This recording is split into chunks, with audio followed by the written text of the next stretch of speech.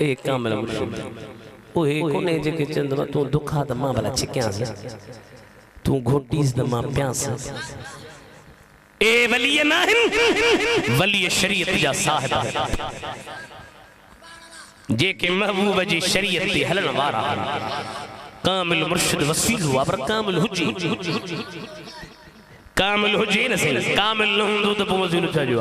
वसीलो हुआ जे जो पंहिंजो ताल्लुक मथे जुड़ियल हुजे पाण साईं सां राब्ते में हुजे सुभान ऐं हक़ीक़त पुछो असीं सिंधी क़ौम बेक़दुर आहियूं असांजे सिंध में हिकिड़ो पीर साहिब ईंदो आहे चश्मे वारो लफ़्ज़ चश्मे जो पीर चश्मे शरीफ़ वारो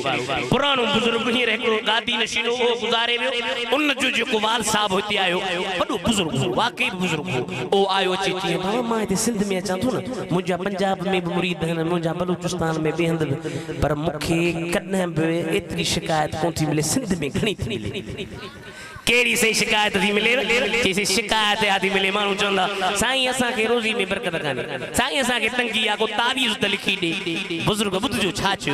बुजुर्ग जो कमी छो थी या मु सोचो आ त असा जे सिंध में आलमन जो कदर ना है आलमन जी इज्जत न आलमन जी तज़ीम न है असा जे सिंध में ओही आलम मखदूम मोहम्मद हाशिम जेड़ा जवान जेको मदीने वियो सरकार जे दरबार में वनी सलाम पढ़िए मुझे महबूब माते सलाम अंदरा साईं फरमायो मोहम्मद हाशिम तोते मुझो सलाम आवाज असा हेल चलाए घणा मोहम्मद हाशिम बीठार के प्या साईं फरमाइन हिकड़ो दफो जी वरी बियो दफो जी मुझा हबीब अमाते सलाम साईं फरमाए ओ ठट्टे वारा मोहम्मद हाशिम तोते मुझो सलाम हे सिंध में आलम मटियारी में आलम हो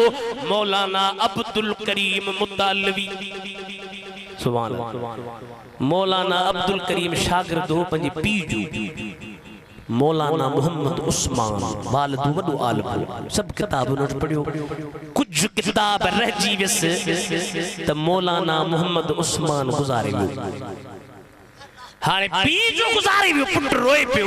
बाबा हाने बटरे किताब रह जी विया ता गुजारे विया हाने मां के वट किताब पढ़ा पंजे पी जे मजार ते आयो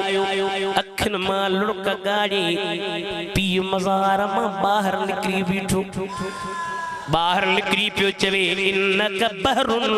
तजरी मिनकल अनहार ओ मुझा बच्चा घबरान हिकड़ो ब किताब छा तू दरिया ही जे दरिया मां नहरू बंदियूं हन ये तू बि फैज़ जा दरिया हलाए ॾेखारी दे असांजे सिंध में वॾा आलम असांजे वाल साहब जो मुफ़स्सिर क़ुरान तक़रीबन साईं हींअर मुख सां ॻाल्हायो अरब जा तक़रीबन 116 आलम नाला मोड़ बयान 116 आलम 116 जिनमें मिस्र बहरीन यमन सऊदी जज़ाइर वगैरह वगैरह उन्होंने चयो तो सही असा के साईं जो शागिर्द करायो ऐं 116 ही जना साईं जा शागिर्द थिया उन खां अलावा 98 ॿिया बि चवनि पिया ॿिनि मुल्कनि जा वॾा आलम जिन में दुख्तूर चवंदा असांखे शागिर्द करायो हे असांजे सिंध जा आलम ए आलम वेंदा हलिया पोइ असीं 2-3 मिंट रोंदा आहियूं साईं ॾाढो सुठो आलम हो साईं ॾाढो भलो आलम हो साईं वॾी ख़िदमत कई ज़ेरो हुंदो त कदर न कंदासीं इन्हनि आलमनि जी ग़ुलामी ॾे कदर कर त हिन दुनिया में बि तुंहिंजा बेड़ा पार थी वेंदा अॻी दुनिया में बि रब बेड़ा पार कंदी।